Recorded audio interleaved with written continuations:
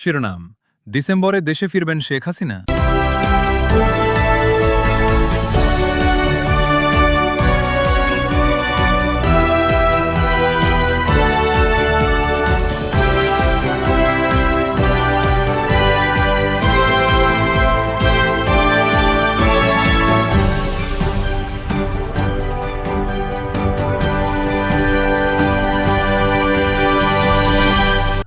ফিরে এলে কি হতে পারে?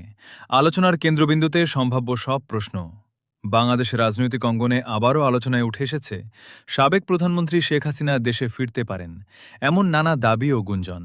বিশেষ করে সামাজিক যোগাযোগ মাধ্যমে ডিসেম্বর মাসকে ঘিরে বিভিন্ন ধরনের পোস্ট ও ভিডিও ছড়িয়ে পড়েছে।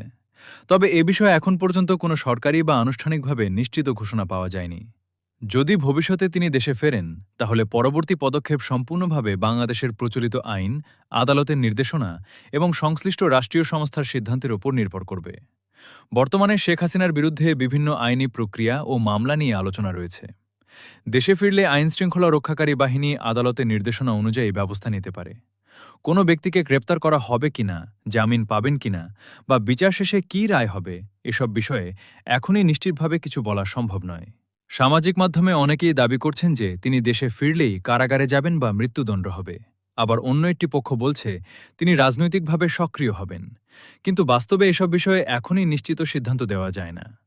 আদালতের বিচার শেষ হওয়ার আগে কোনো ব্যক্তিকে দোষী বা নির্দোষ বলা আইনগতভাবে সঠিক নয়। তার দল সম্পর্কেও নানা আলোচনা রয়েছে। দলটির ভবিষ্যৎ রাজনৈতিক কার্যক্রম, নিবন্ধন বা আইনি অবস্থান, এসব বিষয়েও সংশ্লিষ্ট কর্তৃপক্ষ ও আদালতের সিদ্ধান্তের উপর নির্ভর করবে। সবশেষে বলা যায়, শেখ হাসিনা দেশে ফিরবেন কিনা, কবে ফিরবেন এবং ফিরে এলে তার বিরুদ্ধে কী পদক্ষেপ নেওয়া হবে, এসব প্রশ্নের উত্তর সময় আইন এবং আদালতের সিদ্ধান্তই নির্ধারণ করবে।